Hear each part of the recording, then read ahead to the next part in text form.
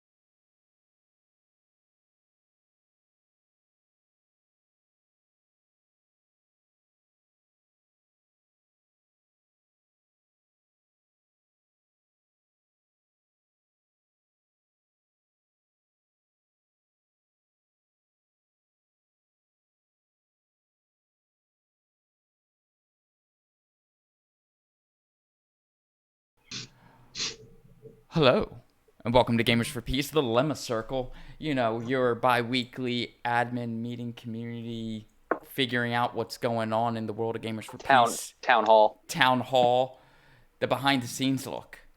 This is the one where the crew talks Gamers for Peace shenanigans. Quick round of introductions.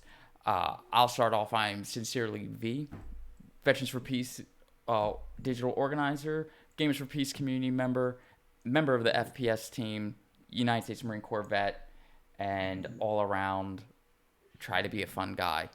So I'm going to pass it off and pass it over to Little Pistons. Hey, I'm Little Pistons. I'm a Gamer for Peace and a Veterans for Peace associate member and the Rocket League coach. And I'll send it to War Puppy. Hey everyone, I'm War Puppy, also go by Alex. I hang out in the server a lot on the FPS team, U.S. Army vet, 5 years, and generally a swole guy, or so people tell me. So I'll pass it down to TJ. Hi, I'm TJ. Was in the U.S. Navy, regretfully, for 6 years, from 98 to 04. Been here with Gamers for Peace. I don't know. I jumped on about halfway through the planning phase, and I'm involved in the D&D stream. Bob Barker, the half-elf bard, on there. And as my schedule starts to free up as the summer goes around, I'll probably start popping in more streams. But I also participate a lot in the Gourmands for Peace part of the server, as well as some of the other ones. If you haven't yet, check out the community support channel. That's a great one. If you just need somebody to say, hey, you're fucking up, or hey, let's get through this together. That's what that channel's for. So check that one out. But yeah, I've been involved with Veterans for Peace, Iraq Vets Against the War, About Face, Poor People's Campaign, Ebb and Flow with whatever work is going on since about 2009. I'm excited to be here, excited to work on this new project. I feel like the old dude in this crew. I guess Garrett's got me by a couple of years, but other than that, I'm going to pass it over to Garrett. Word, Garrett Reppenhagen, Rep, Paladin Dad, some others. I was a U.S. Army Cavalry Scout and sniper, served in Iraq and in Kosovo. And I'm the executive director of Veterans for Peace. And I'm the DM of the D&D game on Wednesday, every other Wednesday. And yeah, excited to be here. I'm in the middle of a move, and technically this is a day off for me, but I wanted to pop in my community and say hi to my fam. Who hasn't gone? Jeff, you go. Hi, I'm Jeff. I go by Smedley Butler Was Right in the Discord server and sometimes here on Twitch. I'm a Marine Corps vet and a member of the Rocket League team. And let's see, who is left to pass it over to? Jules, did you go? No, I did not. My name is Jules. Okay. Rivera. I also go by Pacifist Warfet on the Discord. Speaking of the Discord, check out the Big Brain channel. Like, drop your thoughts about what is and is not violence, because I'm questioning everything and I need all of your opinions. I also had the great displeasure of being ordered to participate in the horrific act of terrorism perpetrated on the people of Iraq by the United States military. As a member of the Air Force, I am now a member of Veterans for Peace, a member of the Gamers for Peace community, and a staff member. I am the member coordinator. So I will pass it on to Little Pistons. Oh, I think MASH is the only one left. Oh, my bad. MASH. Sorry. Yep, just me. Hi, I'm Matt, Army vet, FPS coach. I host the Deep Thought and FPS Fridays here at Gamers for Peace. Super excited to be here. I think that's it. I think that's everybody.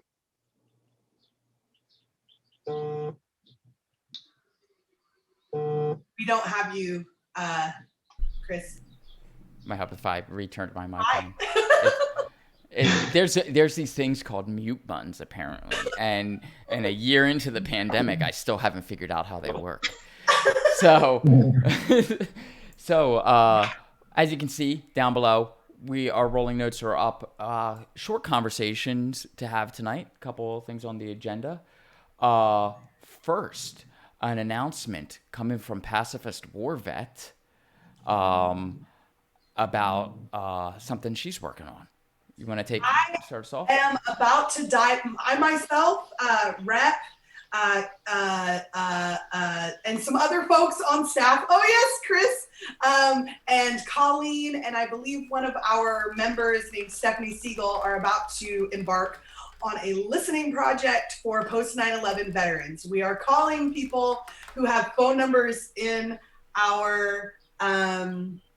We have. Sorry. Yes, I will do that too.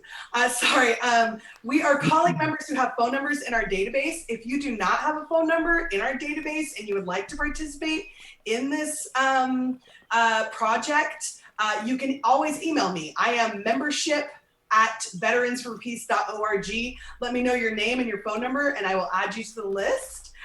We are speaking with post 9/11 vets to basically just find out how we can better engage them, how we can grow our membership of younger veterans, and what projects they are most excited and fired up to participate in, and where we can plug them in. Awesome. Thank you, Jules. Send them our way. Send Yeah, them to Gamers for real. Peace. Yep. Exactly. Yeah, right. Gamers for Peace. Sorry. Post 9/11 vets, we have a home for you. It is in Veterans for Peace. It is in Gamers for Peace. It is here, part of this community that gets to participate in this very discussion, where you get to shape the community and be part of the bigger picture. So very happy to be working on that with you, Jules. Excited. So expect phone calls. Everybody. Is that not the announcement that you wanted me to make? No, that is. To announce the, okay. No. I just remembered the other announcement, and we'll get to that other announcement in a second. Okay, cool. All right. We'll do that. We'll get to that under bullet point 4. So let's go. So talking about this fabulous community we have, we're gonna have a conversation about something that came up in the Discord community, and it brought to light a point that the community wasn't really clear about, and we should set some guidelines because it does impact the way we talk to each other, what we talk about, and we don't want to censor anybody and make sure everybody feels included. So with that, let's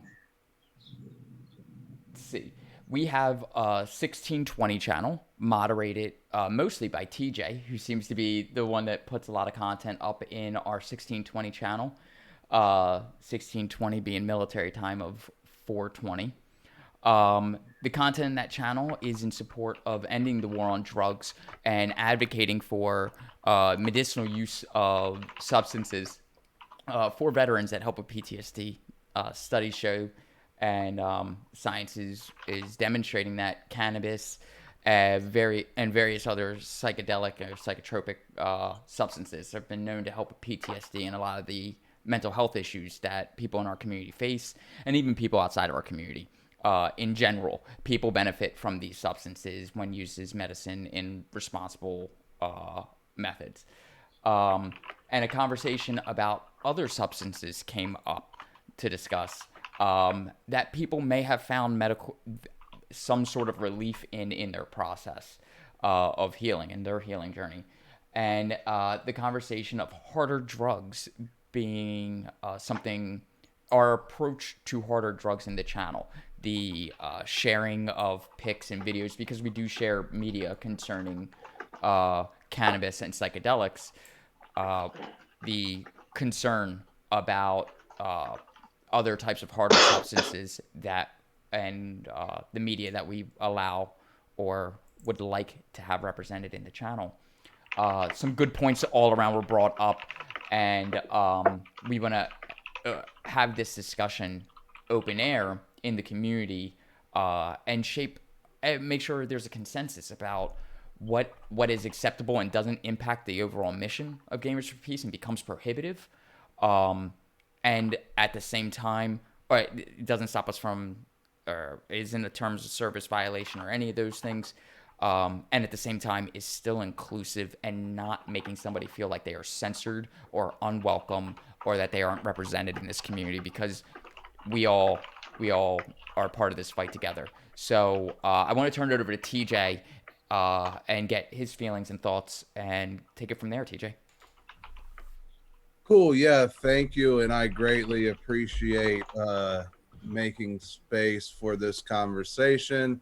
I'm dropping a link in the Twitch that I'll be referencing while I say this. First and foremost, a lot of my background. So I started out working with Veterans for Peace and then moved into Iraq Veterans Against the War, and realized that a lot of us were using cannabis in these circles where we were coming together and organizing, and more people were seeming to use cannabis than smoking cigarettes and using alcohol as you know, and this was like going back to like 2010, 2013. And I got involved in the drug policy reform movement just because I started asking these questions, and worked on legislation, state, local, and federally, and worked closely with Drug Policy Alliance, Students for Sensible Drug Policy, who I just dropped a link from, and Marijuana Policy Project. And so I worked with a lot of people, and I personally have multiple substance use and abuse disorder diagnoses. So I'm not speaking about a community. I'm actually a member of this community by the textbook, even though I was addicted to the pills that are designed to get you addicted to them. So I kind of have a weird feeling about that, so that's kind of where I'm coming from when I talk about these things. First and foremost, we have to make sure that we choose appropriate language. So whereas a term like addiction or hard drug is something that comes from like 1970s, 1980s stuff, like now it's like substance use disorder, and not necessarily a hard drug, but you just say the actual drug itself, because it's very similar to like ranking people's post-traumatic stress or comparing it, because I didn't serve in combat, my post-traumatic stress is lesser than yours, but because you use methamphetamines, your drug is harder than my LSD. Or vice versa. I don't know which one would be considered harder, even though psychedelics, well, they both seem to have medicinal use, but that's the whole conundrum, is they all seem to be used medicinally. And if you look at the history of drug prohibition, which that reading list has a lot of good books on this culture war, drug war thing. So like, I just think that we should really, really think about what we're saying before we really take a stance and take a position publicly. We need to have these discussions. And I personally, like I said, I come from drug policy reform, so I've worked with people that are very blunt and open. And I know Mushroom, I can't remember his whole, Poison Mushroom, has talked to us about similar situations. So yeah, like we just need to make sure that we come to an informed decision, and like you said, consensus. And but at the same time, I want to make sure that I am contributing anything, and saying, hey, maybe we should look at language or something like that, and not talk about a community, but let the community speak for itself from within our community, and then we build consensus. Thank you. Anybody want to follow up on TJ? I would like to push back on making medical comparisons about things without data to back it up. I mean, like, I think we can talk about psychedelics and things like marijuana use as holding medicinal value in treatment of things like PTSD, anxiety, depression, things that are associated with military service. I would caution against comparing things like methamphetamine to medical use drugs. I guess that would be my only like concern, is we don't want to be unless there's data that I'm unaware of, and there's been advances in science that I've only ever seen things like methamphetamine used in very not medical situations. What about I don't know. treating ADHD? Adderall is pretty much methamphetamines. Pretty much methamphetamines, not methamphetamine. But People diagnosed with a. It's really just degrees. So Okay. so I think If that's the consensus, I will bow out. I agree with you, Mash. If we're in with you, support Mash. of methamphetamine use, then I'm curious. I'm curious why we would have the discussion on the Discord channel of one or the other. I think one, we can respect people in what medicines they want to use, and not have the discussion of whether one is comparatively medicine or the other. I think that the space can be welcoming to people who are either struggling with narcotic use or using it for medicinal reasons, and we can accept all those people into our space and not discriminate against them. But we're also, the space isn't designed necessarily to advocate for even medicinal use of any narcotics, right? So like, I think that we have to strike a balance where we're not making people feel unwelcome for what they're doing, but also realizing what the priority mission of the Gamers for Peace is. And there is we are playing a game of like what might violate and impair that mission. We could do it, I think, in a way where we're not harming folks who are coming from that position. I think we need to glorify drug use. I think that does as much damage in normalizing it as criticizing drug use of any kind. So like, I think there's a balance there. And when folks come to our site, I've worked with teens who've been in and out of recovery of different levels, and they're same recruiting age people, and they're very familiar with that world and what works for them and what doesn't. So I don't know. I don't think we should be having this discussion about comparing drugs on Gamers for Peace. I also agree with Rep. Like, it's not, the conversation wasn't about what drugs are worse and allowed. For me, when the conversation was brought up by Poisson Mushroom, for me, I had two knee-jerk immediate reactions. First was my bias towards the stigma of it being a harder drug. Then I realized that was an internal bias. And my second knee-jerk reaction was to respond with, go ahead and post, because we're not censoring speech here. I'm a free speech type of person. I don't want to censor somebody, because that's a conversation we can have and learn from. The third reaction, the delayed reaction, was I need to discuss this with somebody else, because we are in an organizational setting that does have a mission and objective and serves a purpose. So we do need to keep that in mind. As far as I'm concerned, the conversation around it and the pictures and pictures of various apparatuses for drugs that the fight against the war on drugs hasn't gotten to yet, right? The stuff that the meth, heroin, fentanyl, cocaine, the harder drugs, these things are on the edge of, we are still pushing through cannabis and into psychedelics and into fighting the whole war on drugs. And that includes having inclusive language and building an inclusive community for people that are using any substances.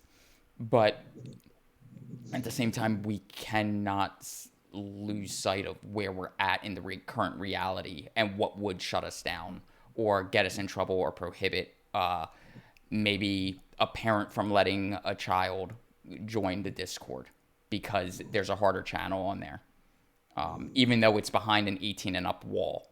But I know that when I was younger, I click right through that. So, like, while we have a CYA in an 18 and up wall there, an NSFW wall there, the conversations about it shouldn't glorify and should talk about the recovery aspect and the healing journey.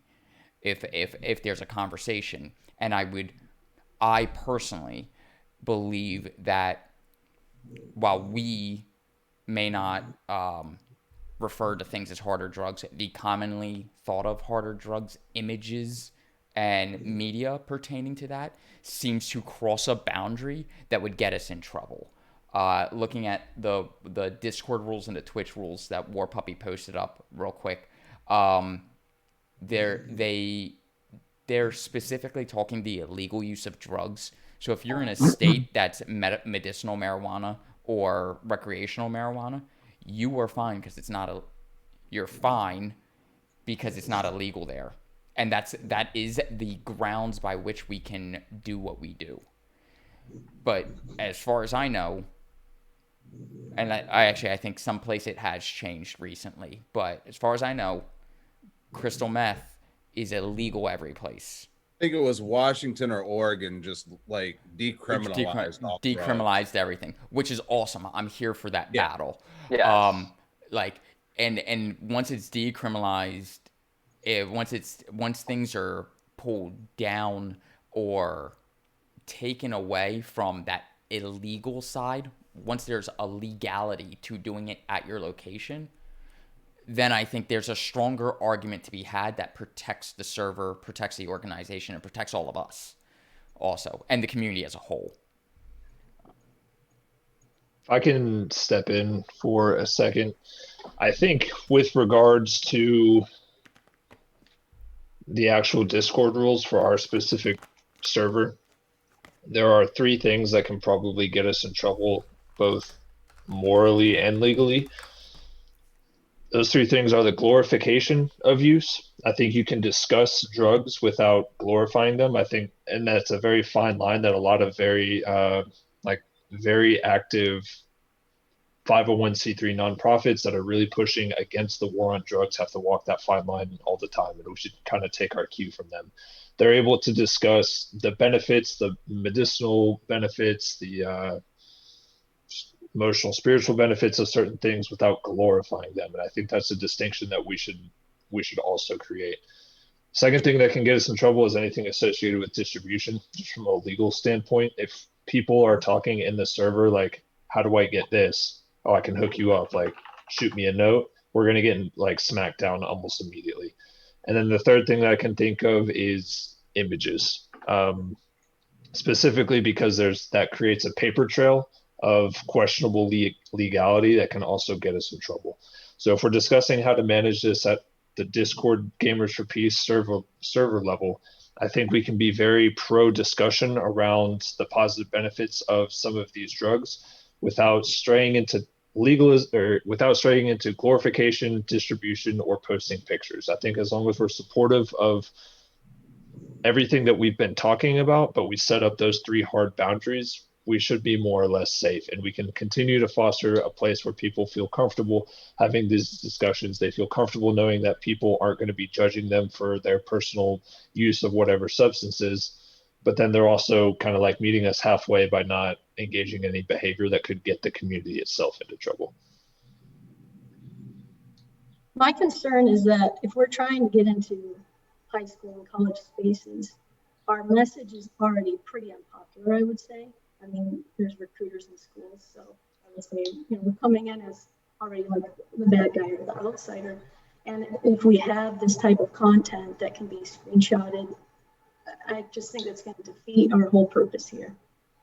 I think where War Puppy's drawing the line, though, is a good point. Like, as long as we stay within Discord's like terms of services, we don't have anything to do with distro. We're not posting pictures of stuff like that, and we're not using language that's specifically glorifying to it in a way that would brush it up against legal trouble. I don't think we're gonna, as long as we keep within those limits, I don't think there's gonna be anything that can be grabbed by, a hostile party. And Yeah, bad faith actors. It's such a fine line. Like I think you just said that those are the 501c3s from that, or maybe national. I'm sorry, I don't remember. It's such a fine line, though. Like talking about harm reduction for sure, talking about recovery stories for sure, but I'm not sure about other content. I would say though, I think that, and correct me if I'm wrong, it seemed like Pistons maybe you're in favor of not discussing in any context any of drug use, but I think that is not really the best way to go, because like whether or not we discuss it, it's going to be an issue in America at large and in our community, until things like psychedelics have more, I've been seeing stories about studies where psychedelics are being used and could possibly have benefits for PTSD. But until there are more of those studies to convince the government to, decriminalize them and get them off the schedule, there's still going to be people, I think, using MDMA or mushrooms or something to try and deal with their PTSD. And, it's been an issue for years now where I've seen people discussing, let's get the VA able to prescribe marijuana to people instead of opioids, because for years and years the VA was prescribing opioids to veterans and veterans were getting hooked on it. So I think we would benefit from, like War Puppy was saying, having that conversation within the bounds. And there's always going to be people that are going to find like pick and find something wrong with anything we say. So might as well try and honestly discuss these topics and just say to hell with our actors. I'm willing to make that concession for sure, especially since Mash pointed out that there's research on psychedelics, marijuana, and those classes of drugs. But cocaine, methamphetamine, heroin, I don't think they belong as outside of harm reduction and recovery stories. Yeah, and I think it's. Oh, well, hold on. I think we saw a message. Rep, you wanted to jump in here, right? Yeah, I think Little Pistons just kind of answered that question. If the conversation's based around recovery and part of my story when I even talk to kids in high schools, when I physically go into high schools and talk to kids, I talk about some of my first years out of Iraq when I did lean on substances a lot, and had nothing to do with moderation. It was escapism. It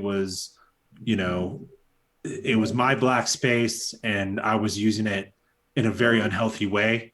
And that's part of my story, and that's what the military did to me, and my experience in the military did that to me, and I think kids need to hear about that.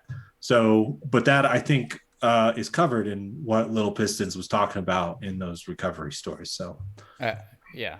So I agree. I do agree. May I jump in too? Yeah, go ahead. So two things that I heard. First, I heard some people saying some things about like there are some drugs that there aren't known studies or enough known studies. So I dropped a link from the Multidisciplinary Association for Psychedelic Studies, or MAPS, and they are the ones that are leading the world in clinical trials for psychedelic studies, and they have multiple phase 3 studies for psilocybin, MDMA, ketamine. There's a few others that they're using for treating mental health concerns.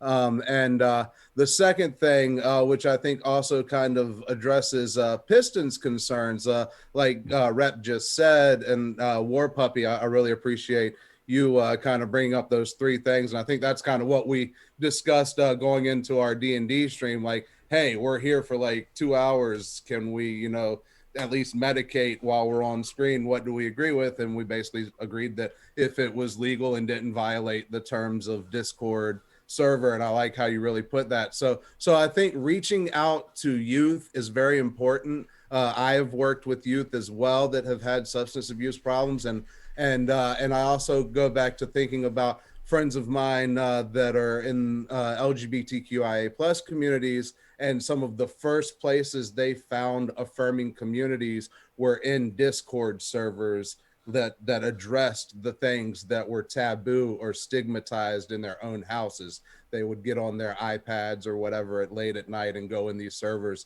and talk to people and learn about these issues that they're facing at younger ages. So I think it's a great opportunity. Not that we're inviting people in, because like we said, we've kind of tried to wall it up 18 and over. However, people in college too, especially because you get into college and you fall into substance use a lot more than you were interested in high school a lot of times. So thank you.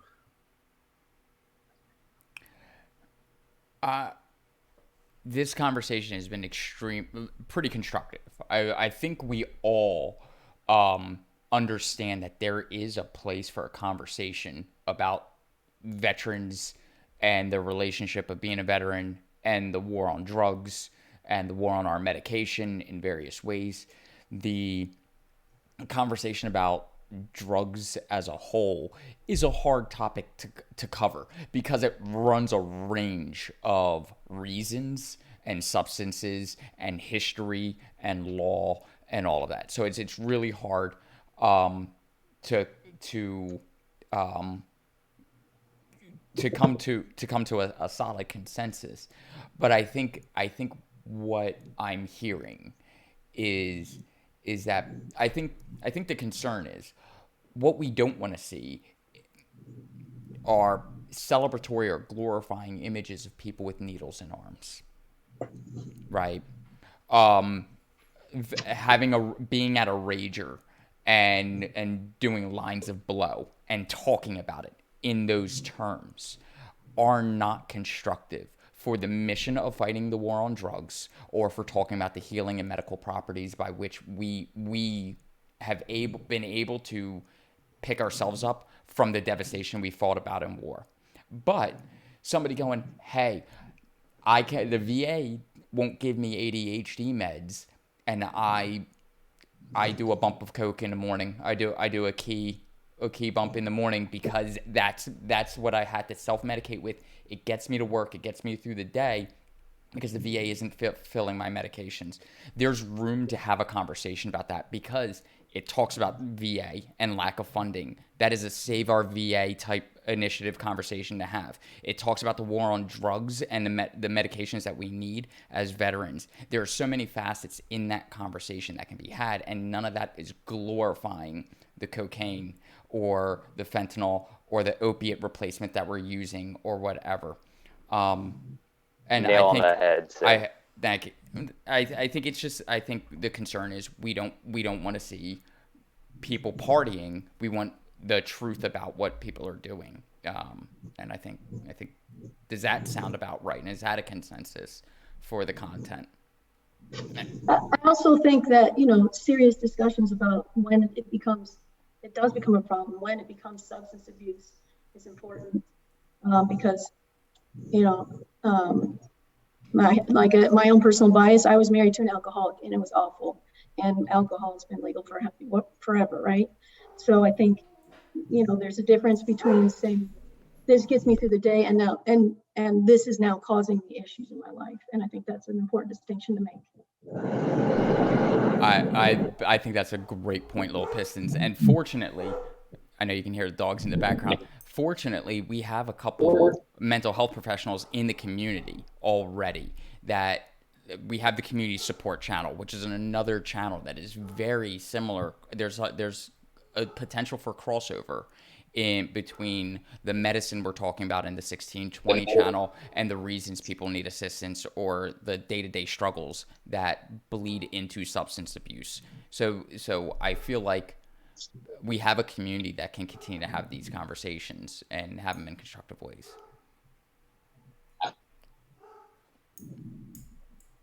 Well, how do we feel about alcohol? I mean, I was pulling, shots from a whiskey bottle last night, live stream. That's not exactly, the most healthy behavior either. Alcohol's a drug, caffeine's a drug, chocolate's a drug. We talk about normalization, and these are also variety of different narcotics that obviously have been legalized and accepted and normalized already. I know that, when I used pretty heavy, I celebrated, and mostly I was looking for enablers, right? I was like, hey, who's also celebrated? Okay. Yeah. And those are the folks that I was hanging out with, but that's not always the case,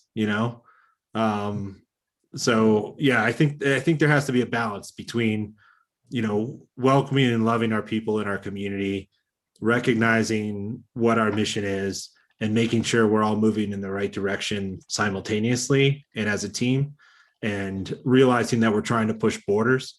We're trying to push boundaries. We're trying to, a lot of this stuff is interconnected. It might not seem like it, but, the laws that we create in society and the restrictions that we have are oppressive, and they're oppressive in a lot of different ways. And I think boohoo, people are going to not prioritize the oppression of people who are drug users. And I think we've been conditioned to do that in our society. Whereas we've learned to build solidarity with other oppressed communities. So, it's obviously, there's differences, but I just want to bring it up and just say that we should be conscious of it and aware of it. And as we move forward, we should revisit these conversations as we evolve and as we push the envelope. I think those celebratory moments that you were talking about is some of where the concern comes from. I think people are just everybody's here, we're all on End the Drug War. Everybody's here to support people doing, what they need to do to survive. But I think the pushback's just coming from the image of what Sin said, pictures of people with needles in arms, or what do we do as mods if somebody jumps in the 1620 channel and posts a picture and just hey, smoking some crack with the boys, we just got you know what I mean? And I think as moderators, that's where the concern came from. Not so much as a judgment on behavior, but just as well, what do we do? Because we're an official channel, and if we don't touch it, then are we condoning this content? And then what does that mean for us and the mission, and where do we stand? I mean, I think that's why everybody was so kind of ooh, what do we do with this hot potato? Yeah, and I'm actually happy the hot potato came in. This is an important conversation. This is a conversation for growth in the community. This is the shaping of an inclusive space. And I want to thank Placide Mushroom for talking about his healing journey, his rehab, and bringing that forward. And I know he's in chat, and he mentioned that he was the one that started the conversation. That's the only reason I name drop. But I'm thankful for it. I'm thankful because this made us a tighter community. And with that said, because I do want to keep an eye on time. Sorry, if I can jump in, Sin, I just have one last suggestion that I think would be important enough for us as moderators to talk about. Go ahead. I think we can trust our moderating team, at least for now.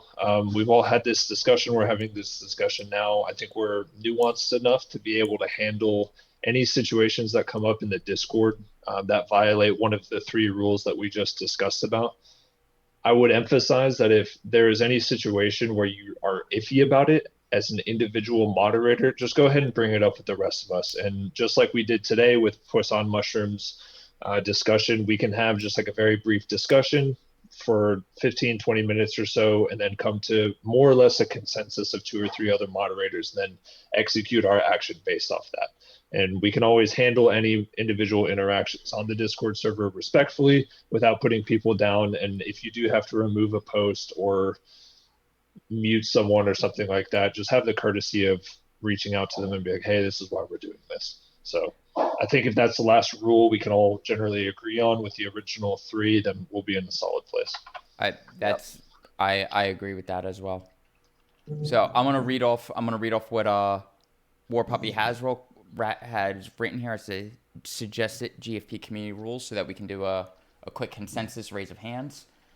As it's written, allow discussion concerning drugs, but restrict glorification, with the example of pictures and arms talking about lines of blow, distribution, and pictures or streams of illegal drugs. Conversations around rehabilitation and recovery can be positive without glorification.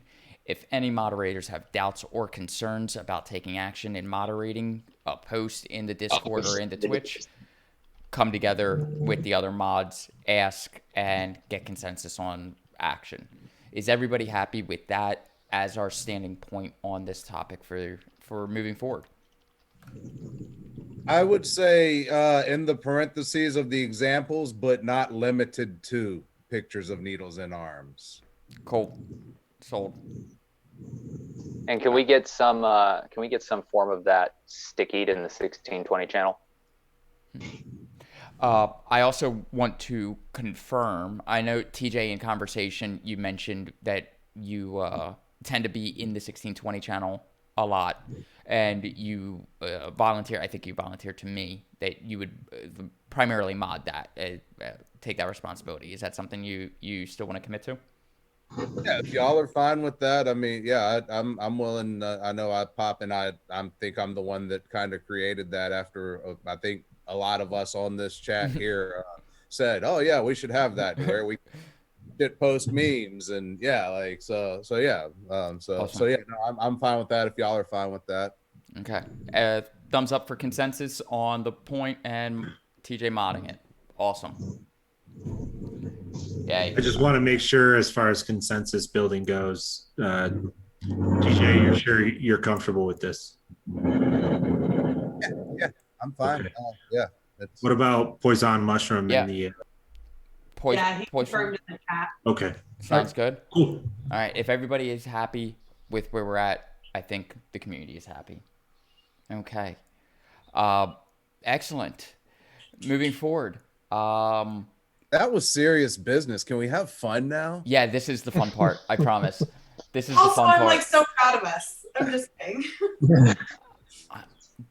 I just want to bring it back. Like these conversations are hard conversations, and like building a community of solidarity is difficult. It takes time and patience, and it's important to have consensus.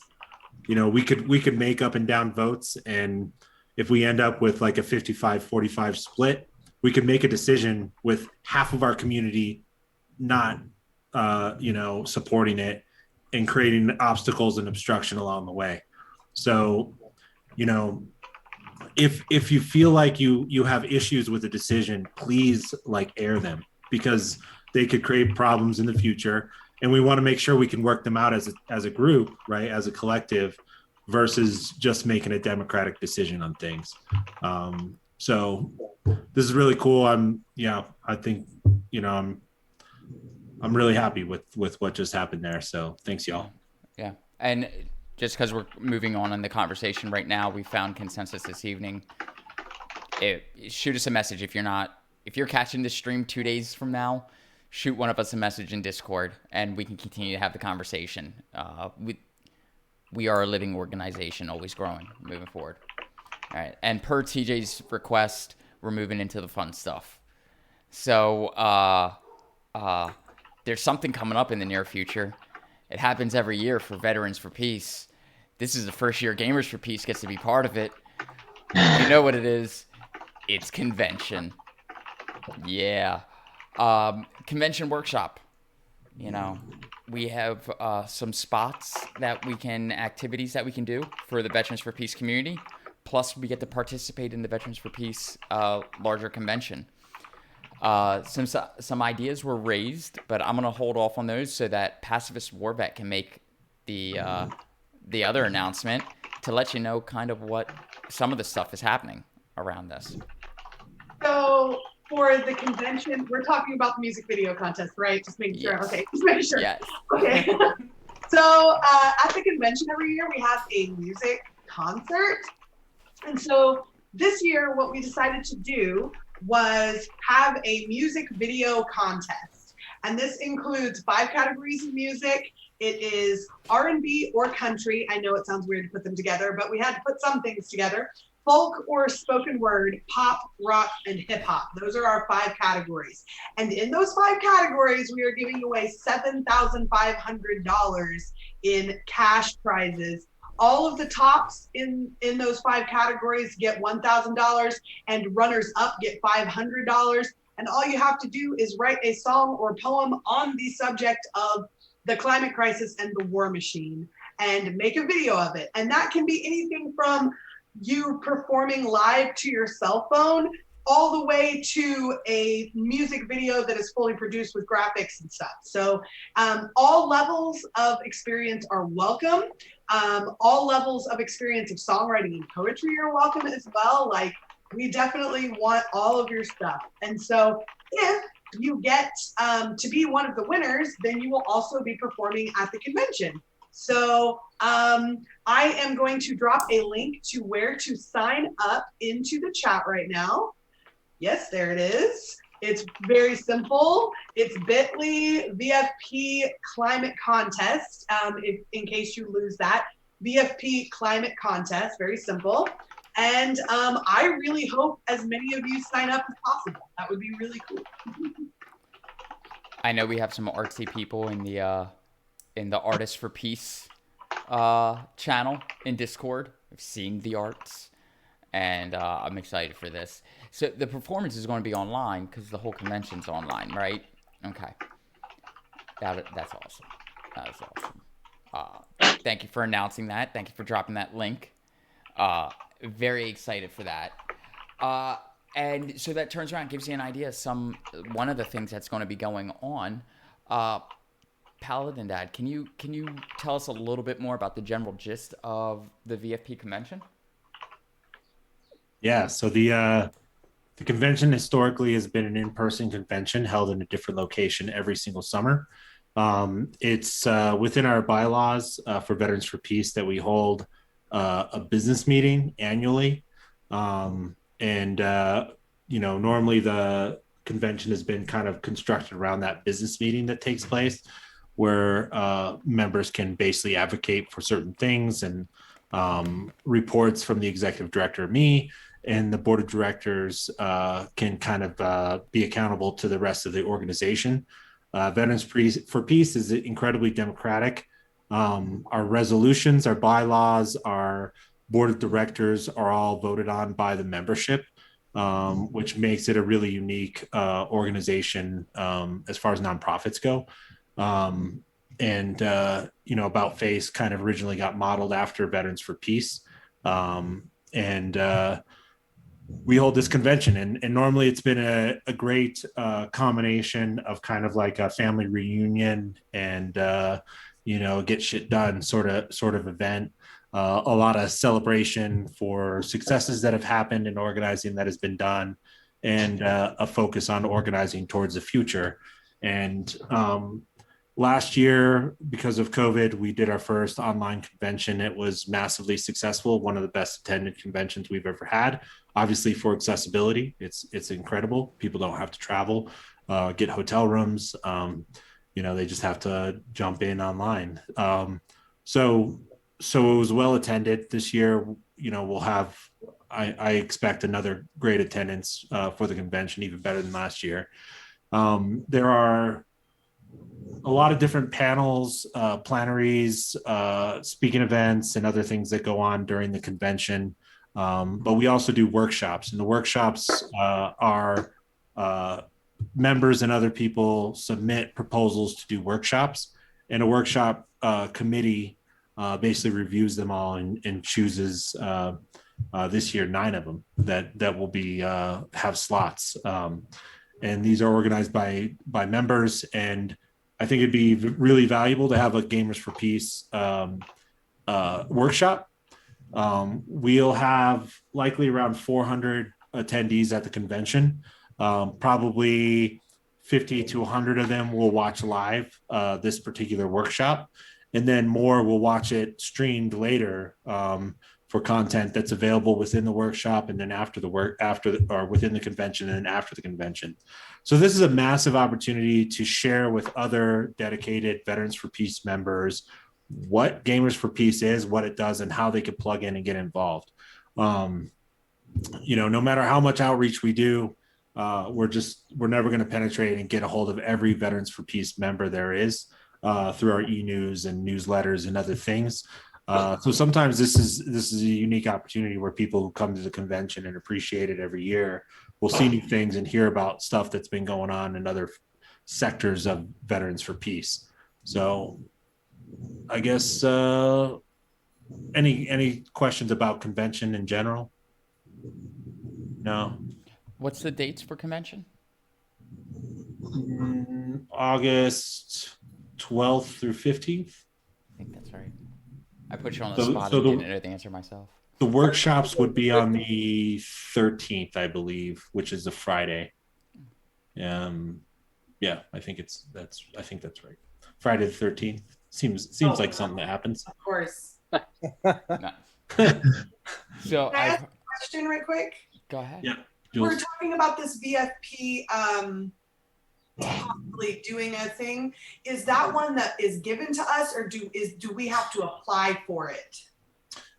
You do have to submit, and hopefully soon. I think the deadline to submit is the 14th, is when we're going to review all the workshops. I happen to know a few of the selectors of the workshops. One of them's me. So, I'd advocate for it. I think I think we want to see stuff that's pertinent, that's going to reach a young audience, that's, just a unique platform. I mean, GFP is one of the most booming things that Veterans for Peace has going right now. There's a couple of really incredible, hardworking national projects and working groups. But I hope they apply as well for workshops. But Gamers for Peace is hot, and I think it has incredible value. And one of my internal goals is to recruit more young veterans to expose and work in new environments, and to challenge the military as much as we can.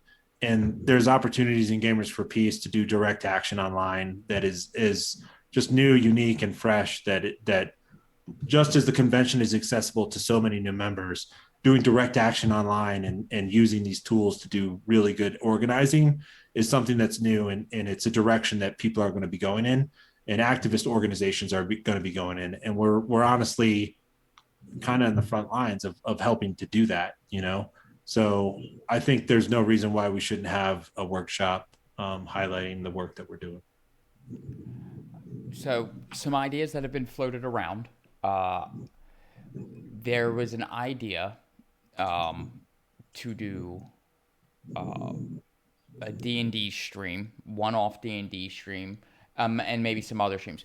The possibility of a 24-hour charity stream was somebody mentioned, and maybe featuring some celebrities that I'm not going to name drop here in some of those segments as participating, or the idea of just having celebrities or people in what would be pretty much a normal stream for us, and take part in our normal conversations, just to kind of show off what we do. Plus, we have a charity drive in that, and then for our workshop itself being a primer for how local chapters, VFP chapters, can start doing their own live streaming, what it takes to be able to do that, give them a kind of an SOP a standard operating procedure for how to do their own streams for their actions and things that they're doing, and how to interface with Gamers for Peace at the national level, and the VFP national office, and starting to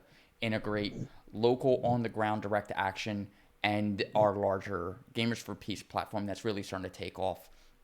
So having conversations about what it takes to do the tech side, explain some of the tech interfacing, the capabilities of how to manage the social media apparatus of making sure you're on time with your streams, and some OBS guidance.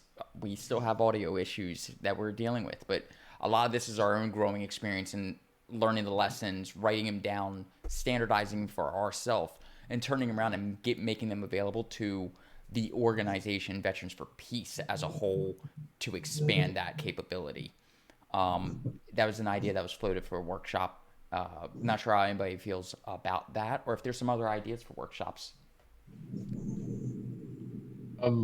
I have questions about the workshop itself. It's going to be hosted online via Zoom, I'm assuming. How long is it? Like, what? It sounds like the structure is very up in the air about what we want to talk about in terms of Gamers for Peace, but how long is it? Like, how much airtime are we needing to fill? 90 minutes is about the sweet spot. Half an or 1 hour of content, maybe 30 minutes of Q&A is probably pretty good. Some of the workshops in the past have been pre-recorded, which I don't think they've hit quite as well, the pre-recorded ones, but that's an option too. But I would say looking at filling up 90 minutes. And is the workshop itself meant to just explain to people what G4P is, kind of just get our face out there, or are we trying to teach people who are attending that workshop a specific set of skills, or kind of like what's the outcome expected from the workshop itself? That's up to y'all. I don't really have any expectations other than celebrating what Gamers for Peace is and getting more folks to hear about it. I think it's a cool tool that a lot of projects and work and activism that happens in Veterans for Peace can use, and they don't even realize it's like an option for them. So I think if a good workshop is run, I think you'll have a lot of folks coming to you be like, hey, can we do, save our VA stuff with this? Can we do anti-nuke stuff with this? And you all don't have to be experts on everything. You could allow them to come in and you host a tech and maybe a couple of interviewers kind of roles and like help them use the platform to get this really critical message out there. So I hope those connections are made through, and I'm hoping that there's a lot more post 9/11 veterans that come to the convention and learn about it for the first time too. I have tons of ideas, and I'm So many all over this. So many ideas. I have tons of ideas. The convention is right around the perfect time for me before I start taking classes, but while I still have a little bit of free time and I'm getting settled and everything, I'm willing to throw down some work on this sucker. I say we make it happen.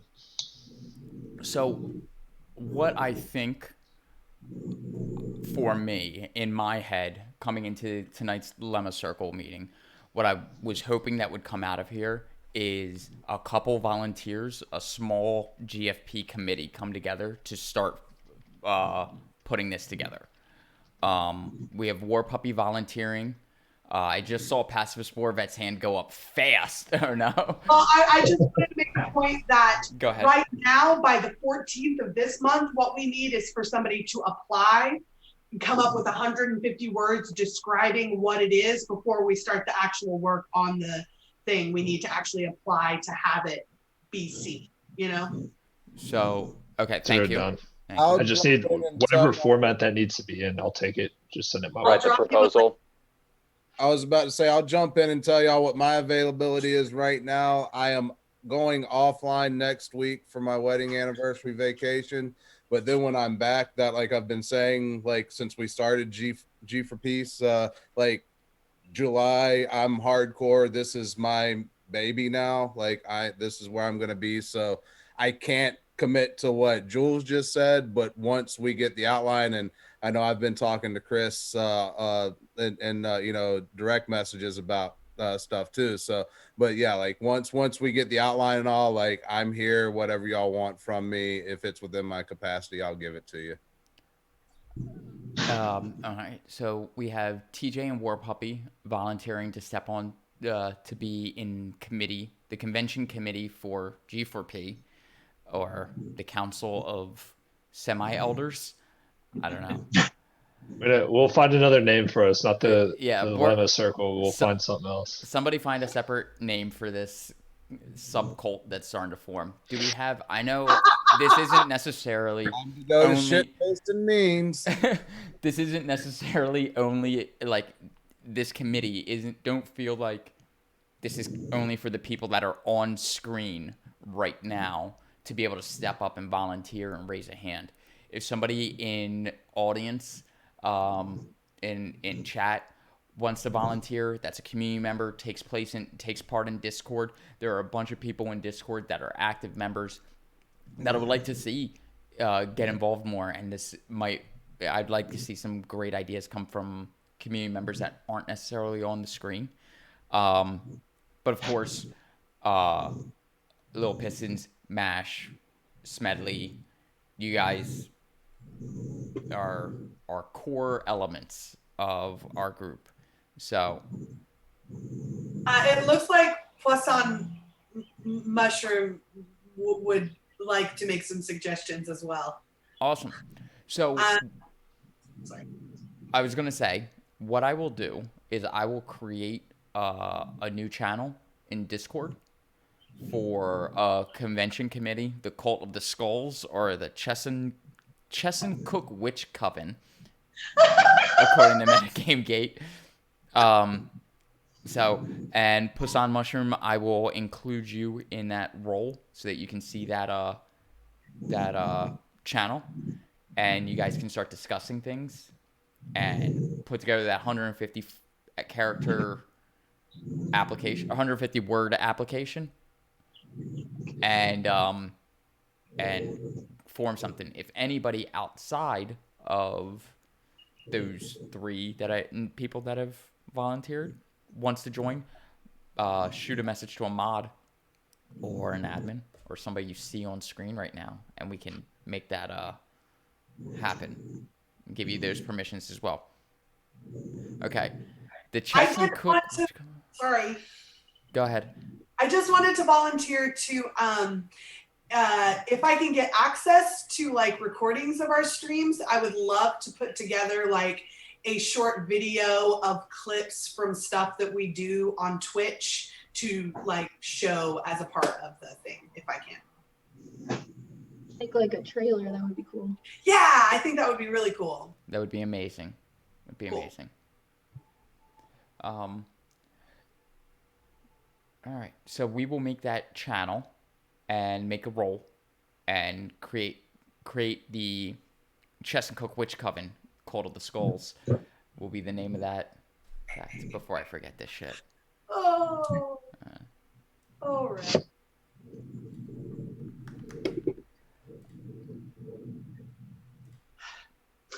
And War Puppy, you said you're going to write that extract or abstract, right? Yeah, 150 words, easy. We'll talk a little bit about like the general outline of what we want the content, the 90-minute content to look like. But once we have that, yeah, 150 words ain't much. Yeah, I agree. My mind's just somewhere else right now. We need to handle Nightbot. I know. Nightbot. Nightbot makes me mad. I have to figure that out. Oh no. Metagamegate, stop spamming. Stop spamming Metagamegate. If he keeps spamming Chestnut Cook Witch Coven suggestions, he can spam all he wants. What a jerk that guy is. Just let it. I almost got booted from our D&D stream the other night because it did the same thing to me. I gotta fix that. I just haven't figured out how yet. All right, so the channel has been created. I will set permissions and take care of that after the Thelema Circle meeting ends. Aside from the workshop, there is that idea of a charity stream, and maybe is that something that is possible for Gamers for Peace to do, like with one host, one tech person, and like just putting together string show content or regularly done show content, stringing that together in hour or 2 hour long blocks for a 24-hour long period with maybe some special guests. I think it's totally possible, but like, is now the right time to unleash that tool? You know, like I think we could do a lot of good with that, but like, is that something to maybe put on the big idea board for 6 months from now? You know, when maybe we've doubled our viewership up and we've got like more consistent stream. You know what I mean? Like, do we want to do a 24-hour charity stream with 3 people watching the whole time and, you know, in the middle of the day? Like, should we have some more clout before we That is a good What point. were the numbers on the VFP stream for Giving Tuesday or whatever the hell it was? Because that was a pretty big one, wasn't it? Yeah, it was pretty big. We had a lot of.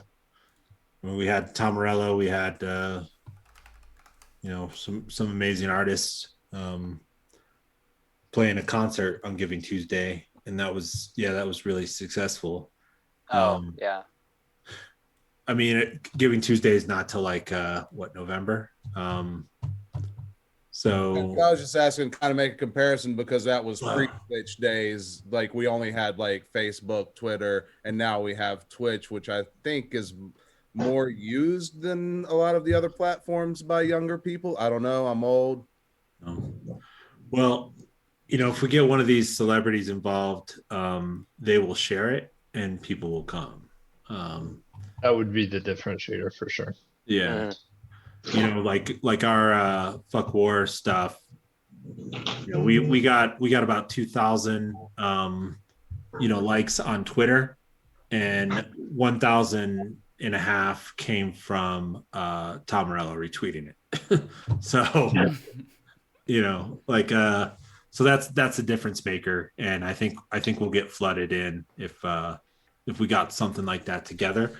It's just that also takes time, because if we're getting names like, you know, some of the folks that were mentioned, I think that they have to clear it with their people and, you know, get it on their schedule. And we also need a low bar as far as like their prep and timing and what they're going to do. So somebody who runs it or is involved in like really material creation of any kind we'll need either a lot of time, or we got to find the right person to do that. You know, there's a very popular RPG creator, Rudy Rutenberg, who's I believe is a Marine Corps veteran.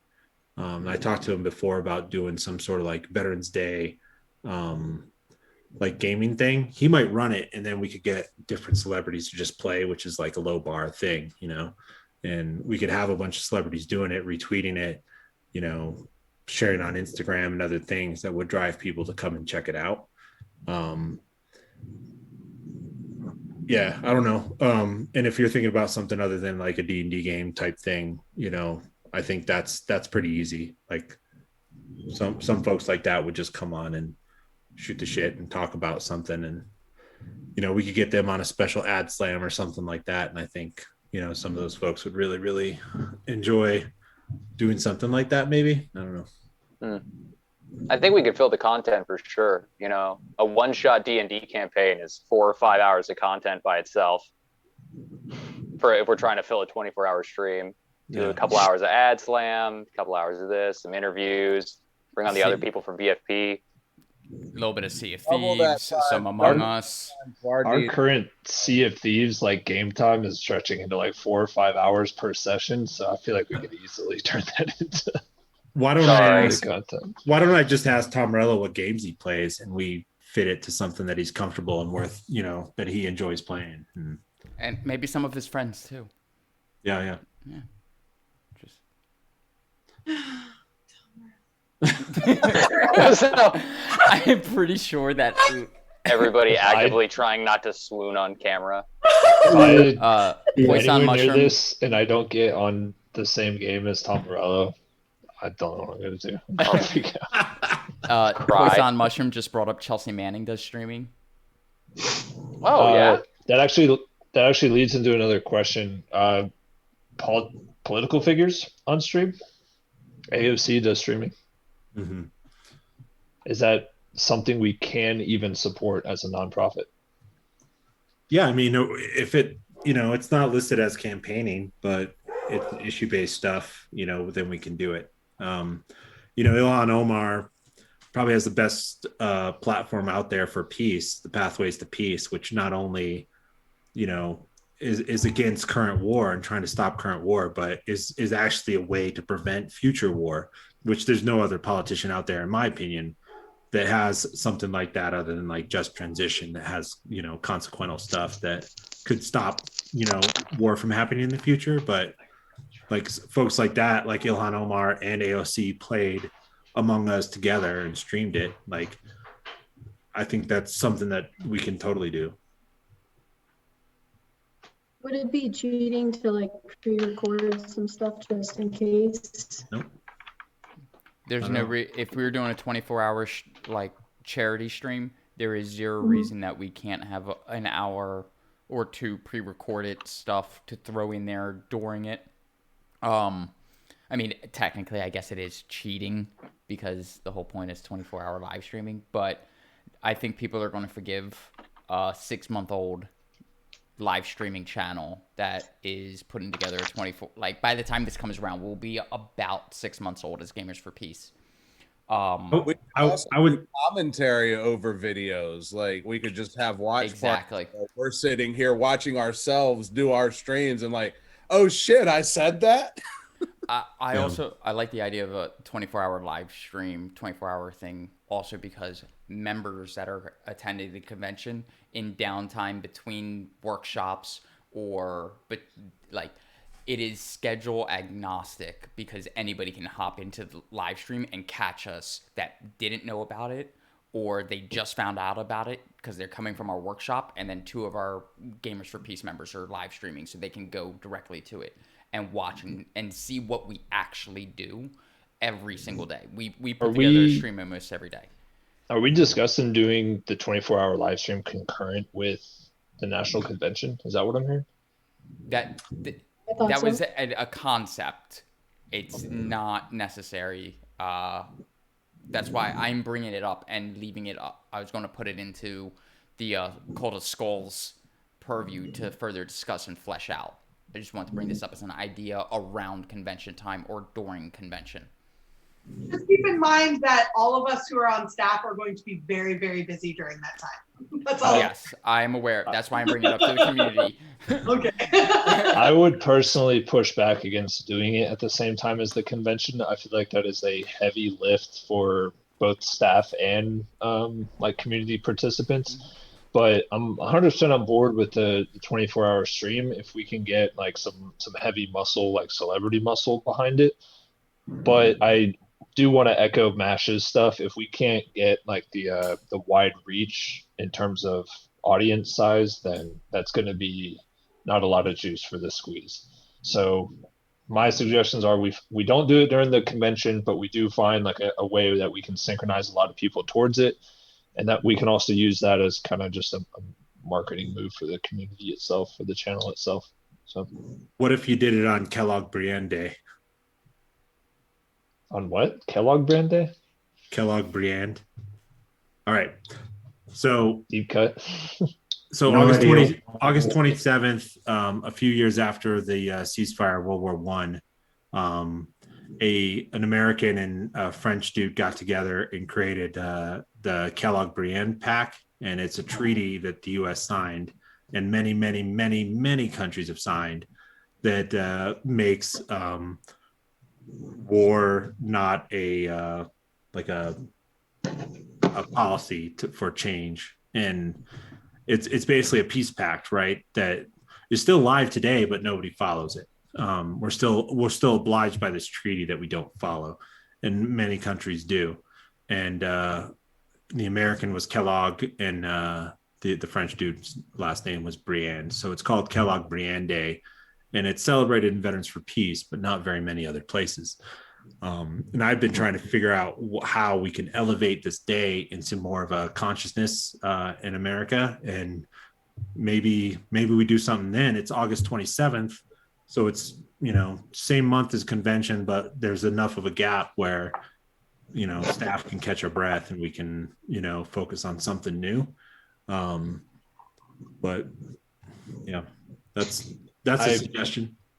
We could use the convention to advertise it and I was build. about to say that. Yeah, that could be hemmed up at the convention. Like, yeah, getting everybody excited about it. Yeah. This is just a very personal note, but if it's on the 27th, I will not be able to participate. I do have other events going on that time. Let's put a pin in 24-hour stream. We will continue to discuss it in the Cult of Skulls, the Chesahookin Witch Coven, Cult of Skulls. We'll put that. What is it? Chessencook, I think. Chessencook Witch Coven. Armistice Day, November 11th is another suggestion. That's another one. Good idea. Don't say the quiet part out loud, Mushroom. You're giving away our secrets. All right. So, if you're interested in participating in an undesignated time, if you're interested in participating in a 24-hour live stream at an undesignated time at an undesignated date, join the Witch Coven. If you want to participate in developing the workshop for convention, join the Witch Coven. If you like what we're doing and want to help support, you should become a VFP member if you aren't already. You can like and subscribe and follow and do all that stuff here on our Twitch channel that you're watching right now, and that helps support us. You can also join us in Discord and become part of the community if you're not already. We're kind of cool people. There's a witch coven. Mm-hmm. Sin's cool anyway. Oh, thank you.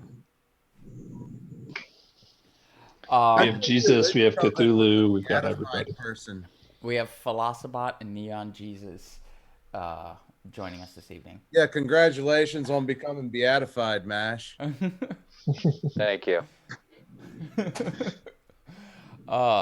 Let's see.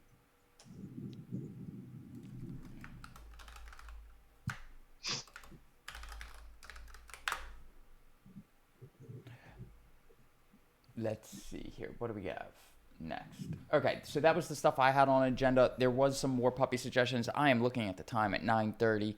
We technically are slated for the full 2-hour time slot, though we have not hit 2 hours before in a Thelema Circle meeting.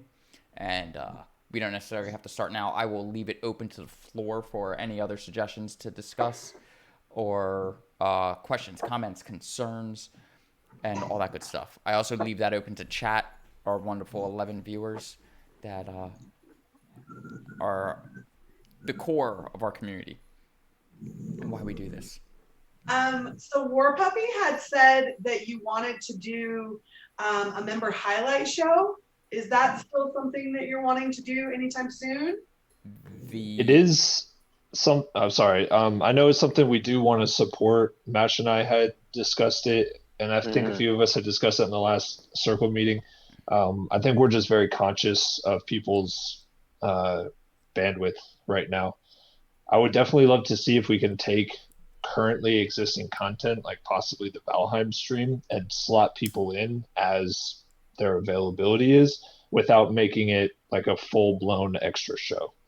I think that'd be a way we could kind of handle that. So I would love to see that the shows that we were talking about happen in the near future. It's cultivating a team that can handle the workload, because as we're seeing with each of the shows that we have added, the the load is it's 3 people to manage it, right? You need a host, you need a tech person, and you need a backup or a chat mod if the tech isn't doing it, depending on the game or content that's being done. So it's a matter of making sure you have those positions covered and then the rest of your cast. And if there's new people that want to come into these things and run with one of these show ideas that we have and can build that, we're more than happy to support it. But the people that have been producing content, at least myself, I know a few of us have said we personally cannot take on more shows, but volunteers to bring on more shows with the support of others is something that's still possible, I think. Mhm. I can be a chat mod for anything that needs it. I'm always down for doing stuff earlier in the days too, if anybody wants to do stuff earlier. Like my schedule is more free before 4 than after 4. Mm. That's Eastern time.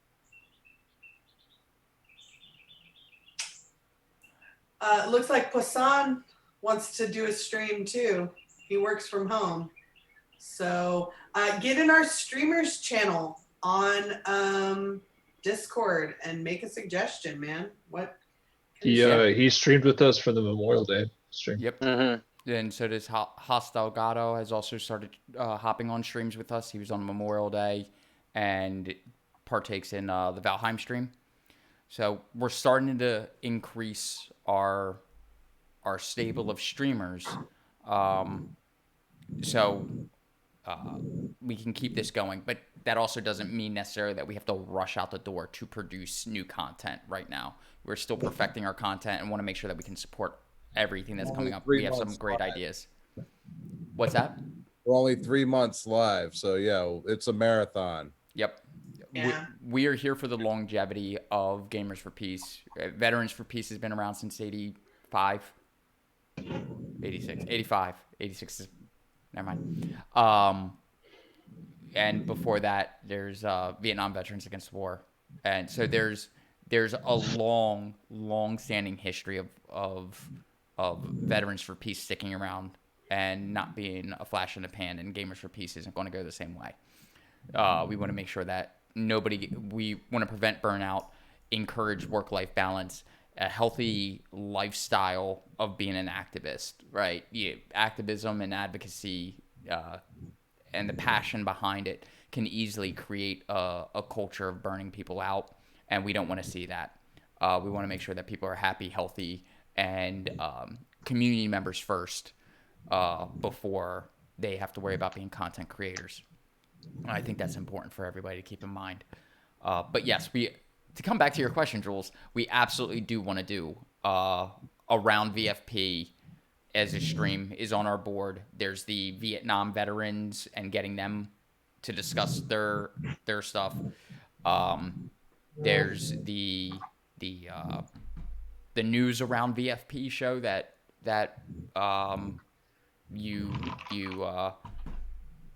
you presented to us at the last Thelema Circle. So there are shows in the wings that are waiting to come out and get released, and that should be pretty soon or in the nearest future. Cool.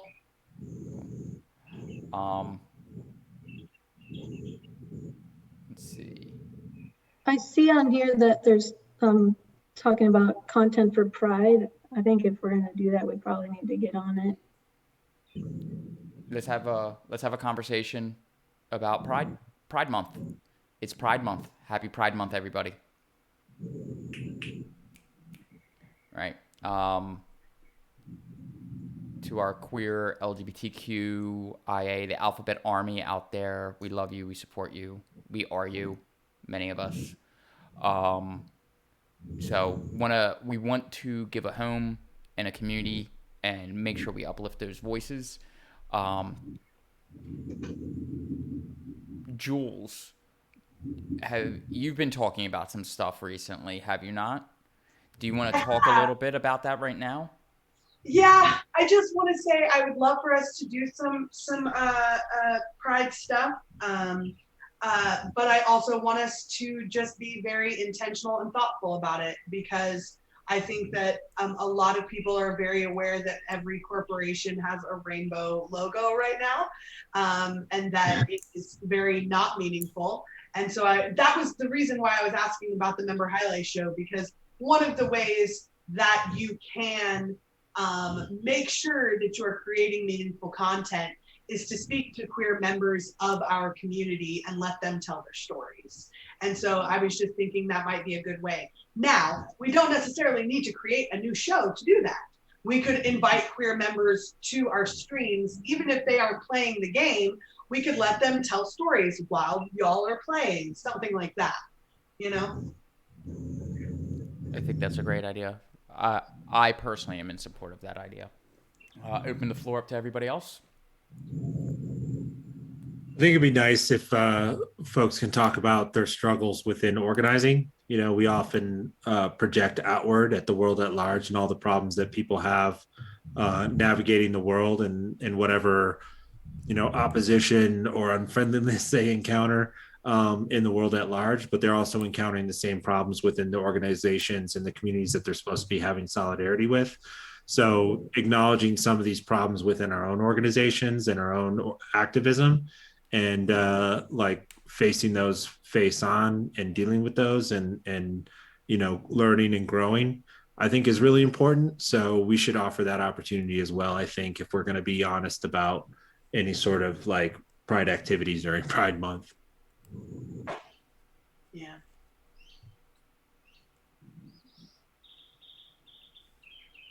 Anybody else? Any thoughts? I love the idea of doing content, but as an ally and somebody who's not been like involved in those struggles personally, I don't know what good content that isn't just like virtue signaling looks like.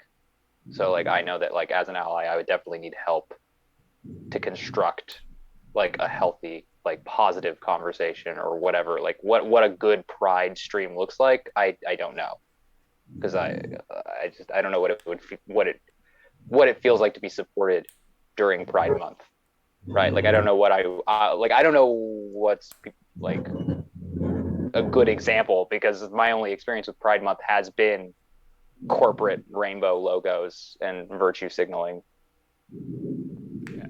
I think to echo that, I personally offer my services as like a host, like tech host for any of this. But in terms of like being the main driving host, I'm going to take a back seat. So I'll support wherever, but I probably won't be the one generating any content. I think we should invite the community in and let them create the content and figure out what they want. And then it's not tokenizing. They get to create the show that they want. Excellent. Exactly. Excellent. I think that's a great idea. Great thoughts. Let's get those invitations out. Let's make how many times have I called us an inclusive community tonight? But I need to find another word. Gamers for Peace, the most inclusive of the inclusive. Inclusive and equitable. How many buzzwords? But in all seriousness, we this sounds like a Discord announcement. Yeah, it sounds like it's going to be a Discord announcement. It sounds like it's an outreach opportunity, also, to veterans in VFP, membership of VFP at various chapters that aren't already plugged into Gamers for Peace in the Discord or anything like that, and maybe external organizations, and seeing if any external organizations have veterans within them, external LGBTQ organizations that may have membership. That's the great thing about being veterans, is that we're intersectional with all the social justice organizations, because veterans is a demographic that gets a lot of other that is comprised of other demographics in there. So we can definitely do some outreach and see if we can pull more content creators or voices in. I think that's a great idea. Let's see. War Puppy, you have on here Discord account. Do you want to talk about that real quick? This is just another big brain idea. My suggestion, and I think unfortunately, Sin, it would probably have to be you as the Discord server owner who does it. It is essentially just a website that people can go to and search Discord servers by tag.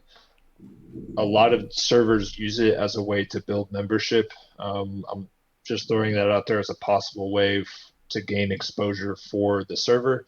We do expose ourselves to a little bit of risk of bad faith actors who jump in because they see it advertised on a public facing website. But I think we run that risk regardless of anything that we do. So I'm just putting it out there as a possible avenue for just general marketing of the server. Do we feel confident enough in our ability to moderate bad faith actors coming in? And do we have the tools, bots, and things in place to be able to handle that? I think our moderating team can handle it. The only other tool that I think we should look at finding a way. I would like to see a way for people to anonymously report behavior to the mod team, or at least a post that details of the mod team is here to take those like reports. If something happens in a voice chat where we're not there, like I know the mod team happens to like almost always be involved in every chat going on in game voice, but as we start getting bigger, as more people are playing games together in our community, we run the risk of a situation happening where somebody in game voice chat is using, oh, my phone just died. Whoa, that was crazy. The feds are getting them. That's the mash I know. Look at that potato. That's censoring. Oh. Heaven. We'll give him a second. Anybody else want to fill in the empty air that our neon Jesus has left behind? Personally, my suggestion is that we. Oh, go ahead, Little Pistons. Oh, one of the other servers that I'm on, they just use a Google form to anonymously report bad behavior. I can look into making a Google form available. We do have an anonymous reporting bot now that is in the server. I forget the commands that make it work and where it's in. I think it's in the support or welcome category. Yeah, it's in the support category. Okay. And we can flesh that out more to be the anon feedback is the name of the channel. The command is you DM confession bot what you would like to say, and it gets posted in the anon feedback channel as an anonymous user, which allows us to answer it and get back to whoever, or to take care of whatever's going on. That capability is there, but we can also include a Google form. Is that visible to everyone then? Because let's say you're calling out a certain person, you know, to be visible to everybody, right? That channel is available to everybody. So if that's... I think she's speaking about like if I have an issue with Lil Pistons and I go anonymously report it, Lil Pistons still gets put on blast because her name is all over that channel. Yeah, so if you wanted to anonymously report without naming a specific person, you'd have to find another way to do it. We'll look into a Google form as a short cap solution until we find something better, or maybe that's the best option. Unless you just make it known to message a mod directly. It just depends on what's the least barrier for people to actually report stuff.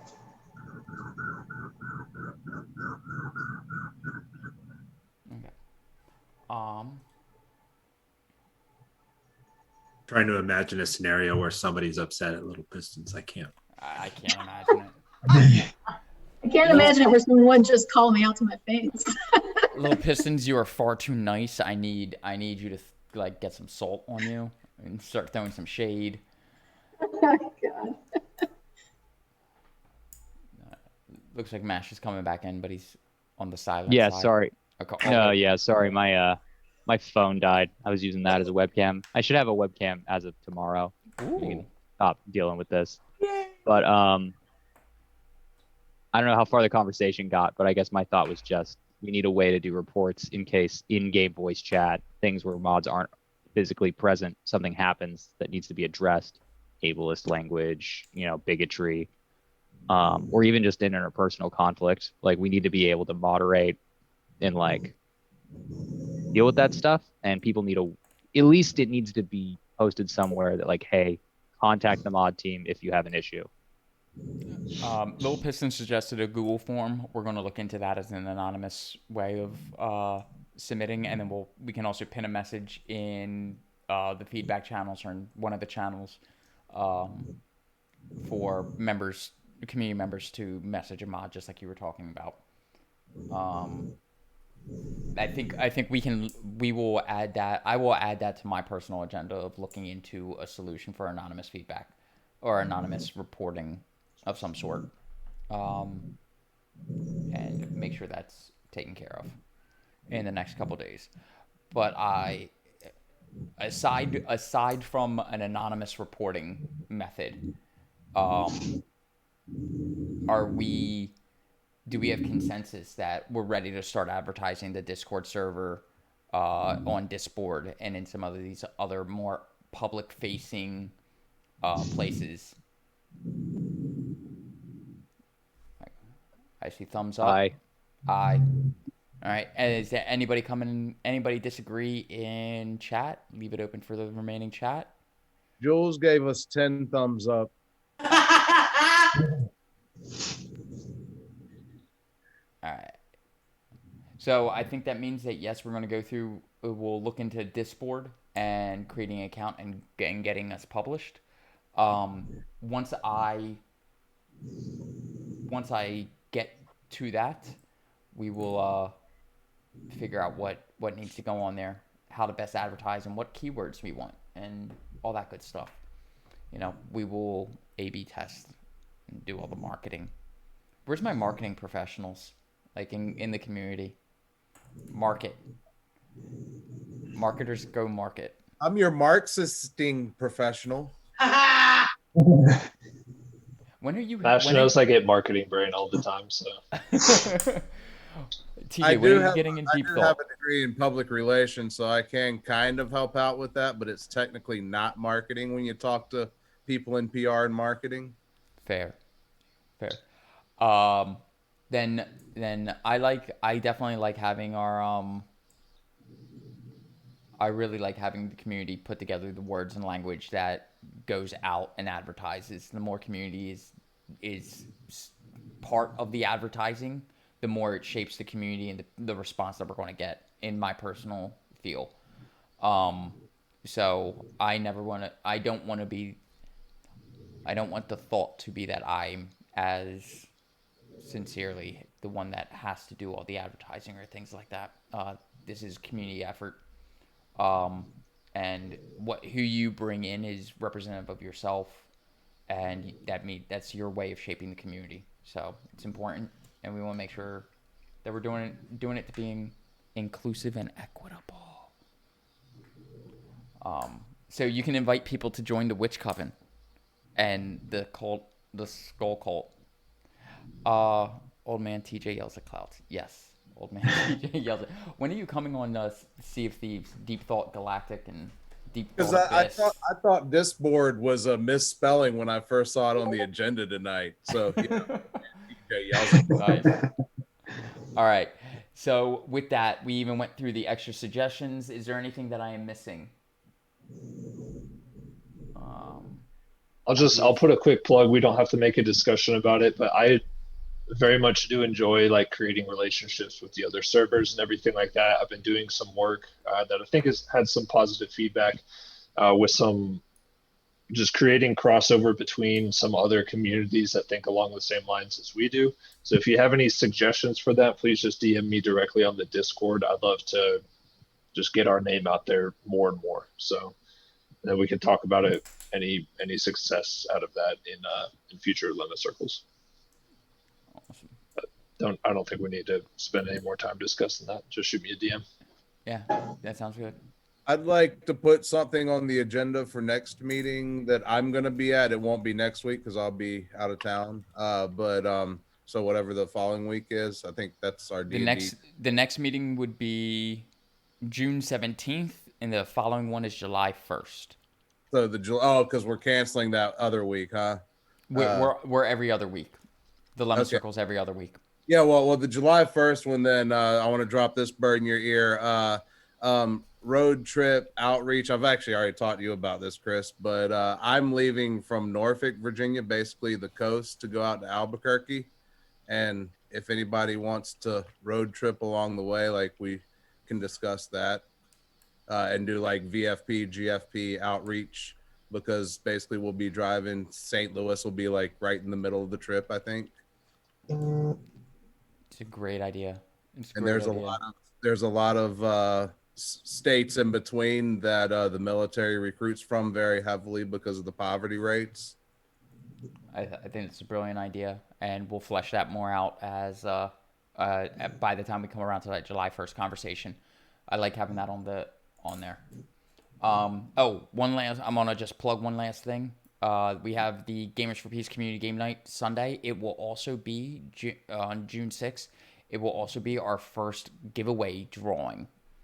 Yeah, the first giveaway drawing is happening this Sunday. Sunday. Get your giveaway raffle ticket thingies so that you can possibly win some awesome stuff. I'm not announcing prizes today. Prizes will be announced at Community Game Night, along with winners. I saw, Rep, you had your hand up. What you got? Just want to say that the Truth in Recruiting meeting is June 14th. It'll be before the next Llama meeting, so I just want to throw that in there, that folks should jump in there. We can talk more about the mentorship program that some of the folks are working on, and we could work on other Truth in Recruiting aspects, which is a major piece of the Gamers for Peace platform. So please attend. Awesome. Thank you for plugging that. Anybody got anything else this evening? Alrighty then. So what I want to say is that this has been a Gamers for Peace production. Thank you for joining us this evening on Gamers for Peace. If you like what we do, you should hit the bell. You should hit the heart. You should hit all the things, including the subscribe button, because that helps support us. And you can also support Veterans for Peace. If you really like what we do, want to help support, want to get involved, join the Discord to get involved with the Gamers for Peace community and start participating in these conversations. And if you want to be part of the bigger projects, join Veterans for Peace as a member. We do awesome things, and we're going to keep doing awesome things as one of the oldest and largest anti-war veteran organizations. Definitely want to welcome new members in, and happy to have you here. And with that, I bid you all adieu, and Princess Wave. Peace out. Peace.